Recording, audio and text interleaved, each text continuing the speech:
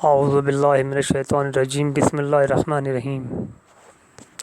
کتاب 14 ستارے، مصنف حجت الاسلام مولانا سید نجم الحسن صاحب قراروی۔ آپ صلی اللہ علیہ وآلہ وسلم کی سایہ مادری سے محرومی۔ آپ صلی اللہ علیہ وآلہ وسلم کی عمر جب 6 سال کی ہوئی تو سایہ مادری سے محروم ہو گئے۔ آپ صلی اللہ علیہ وآلہ وسلم کی والدہ جناب آمنہ سلام اللہ علیہا بنت وہب حضرت عبداللہ علیہ السلام کی قبر کی زیارت کے لیے مدینہ گئی تھیں۔ وہاں انہوں نے 1 ماہ قیام کیا۔ جب واپس آنے لگی تو بمقام ابواء جو کہ مدینہ سے 22 میل دور مکہ کی جانب واقع ہے انتقال فرما گئی اور وہیں دفن ہو گئی۔ آپ کی خادمہ ام ایمن آپ صلی اللہ علیہ وآلہ وسلم کو لے کر مکہ میں آئیں۔ روضۃ الاحباب جلد نمبر 1 صفحہ نمبر 67۔ جب آپ کی عمر 8 سال کی ہوئی تو آپ کے دادا عبد المطلب کا 120 سال کی عمر میں انتقال ہو گیا۔ جب عبد المطلب علیہ السلام کی وفات کے بعد آپ کے بڑے چچا جناب ابو طالب اور آپ کی چچی جناب فاطمہ بنت اسد سلام اللہ علیہا نے فرائض تربیت اپنے اوپر عائد کی اور اس شان سے تربیت کی کہ دنیا نے آپ کی ہمدردی اور خلوص کا لوہا مان لیا۔ عبد المطلب علیہ السلام کے بعد ابو طالب علیہ السلام بھی خانہ کعبہ کے محافظ اور متولی اور سردار قریش تھے۔ حضرت علی علیہ السلام فرماتے ہیں کہ کوئی غریب اس شان کا سردار نہیں ہوا جس شان و شوکت کی سرداری میرے پدر محترم کو خدا نے دی۔ الیعقوبی جلد نمبر 2 صفحہ نمبر 11۔ حضرت ابو طالب علیہ السلام کو حضرت عبد المطلب علیہ السلام کی وصیت و ہدایت۔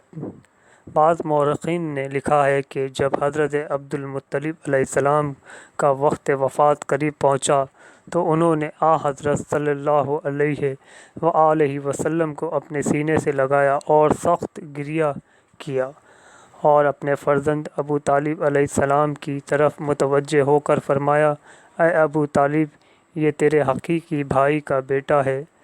اس در یگانہ کی حفاظت کرنا، اسے اپنا نور نظر اور لخت جگر سمجھنا، اس کے نفقد و خبرگیری میں کوتاہی نہ کرنا اور دست و زبان اور جان و مال سے اس کی اعانت کرتے رہنا۔ روضۃ الاحباب۔ حضرت ابو طالب علیہ السلام کے تجارتی سفر شام میں حضرت صلی اللہ علیہ وآلہ وسلم کی ہمراہی اور بحریہ راہب کا واقعہ۔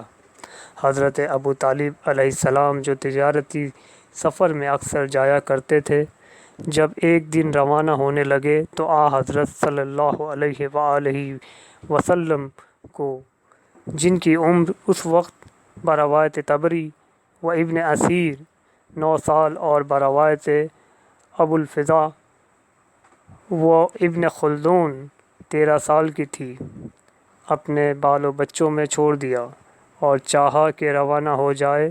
یہ دیکھ کر حضرت صلی اللہ علیہ وآلہ وسلم نے اصرار کیا کہ مجھے اپنے ہمراہ لیتے چلیں۔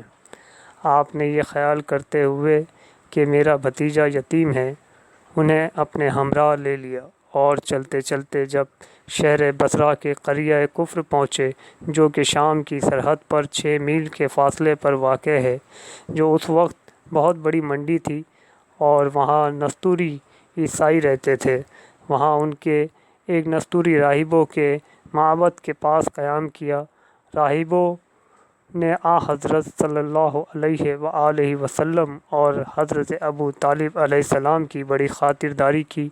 پھر ان میں سے ایک نے، جس کا نام جرجس اور کنیت ابو اداس اور لقب بحریہ راہب تھا، آپ کے چہرہ مبارک سے آثار عظمت و جلالت و اعلیٰ درجے کے کمالات عقلی اور محاذ اخلاق نمایاں دیکھ کر اور ان صفات سے موصوف پا کر جو اس نے توریت اور انجیل اور دیگر کتب سماویہ میں پڑھی تھی پہچان لیا کہ یہی پیغمبر آخر الزماں ہے۔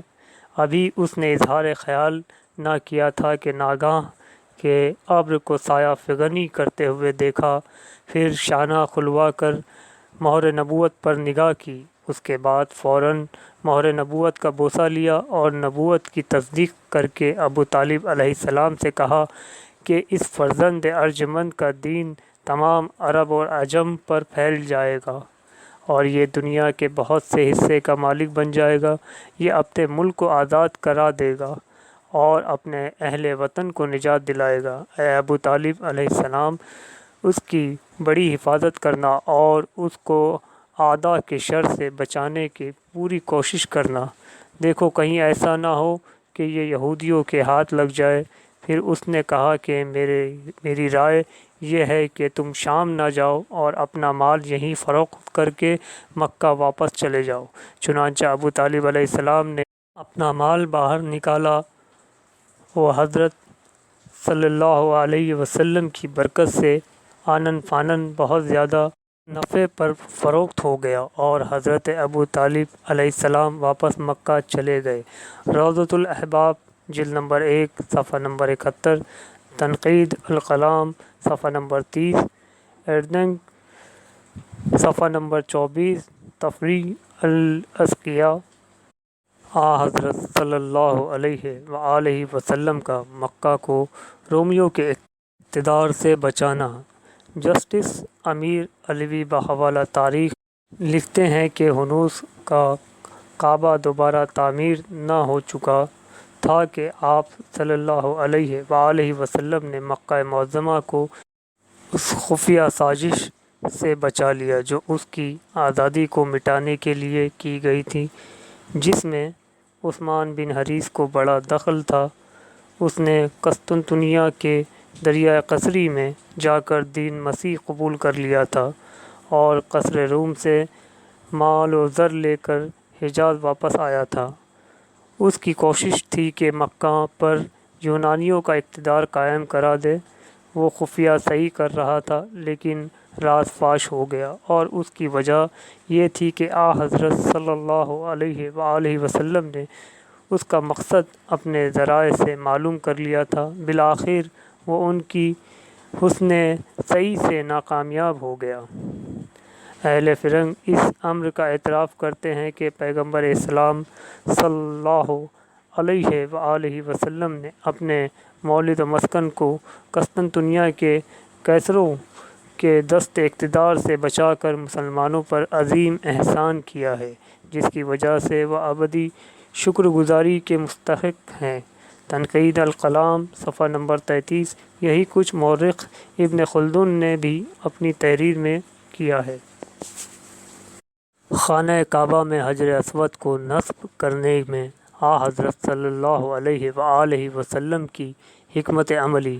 مورخین کا بیان ہے کہ بعثت پیغمبر صلی اللہ علیہ وآلہ وسلم سے قبل قریش نے یہ فیصلہ کیا تھا کہ خانہ کعبہ کو منہدم کر کے از سر نو اس کی تعمیر کی جائے اور اسے بلند کر دیا جائے۔ چنانچہ اسے گرا کر اس کی تعمیر نو شروع کر دی گئی۔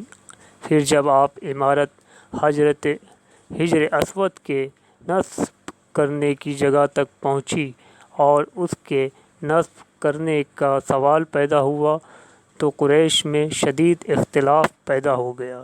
ہر قبیلے کا سربراہ یہ چاہتا تھا کہ اس شرف کو وہ حاصل کرے۔ بالآخر کافی جد و قضا اور بحث و تمہیس کے بعد یہ طے پایا کہ کل جو سب سے پہلے داخل حرم ہو اسے حکم بنا کر اس جھگڑے کو ختم کیا جائے۔ وہ نصب حجر کے بارے میں جو فیصلہ دے دے اس کی پابندی ہر ایک کو کرنا ہوگی۔ غرض یہ کہ جب صبح ہوئی تو حضرت رسول کریم صلی اللہ علیہ وآلہ وسلم سب سے پہلے داخل حرم ہوئے۔ بنابری انہیں کو حکم بنا دیا گیا۔ حضرت رسول خدا صلی اللہ علیہ وآلہ وسلم نے فرمایا کہ ایک مضبوط چادر لائی جائے اور اس میں حجر اسود کو رکھا جائے اور اس کے گوشوں کو ہر قبیلہ کا سردار پکڑ کر اسے اٹھائے اور مقام حجر تک لائے۔ چنانچہ ایسا ہی کیا گیا۔ پھر جب حجر اسود قریب بیت اللہ آ گیا تو حضرت محمد مصطفیٰ صلی اللہ علیہ وآلہ وسلم نے اپنے ہاتھوں سے اٹھا کر اسے نصب کر دیا۔ حضور صلی اللہ علیہ وآلہ وسلم کی اس حکمت عملی سے فتنہ عظیم کا سد باب ہو گیا۔ تاریخ ابو الفضا جلد نمبر 2 صفحہ نمبر 26 والیعقوبی جلد نمبر 2 صفحہ نمبر 14۔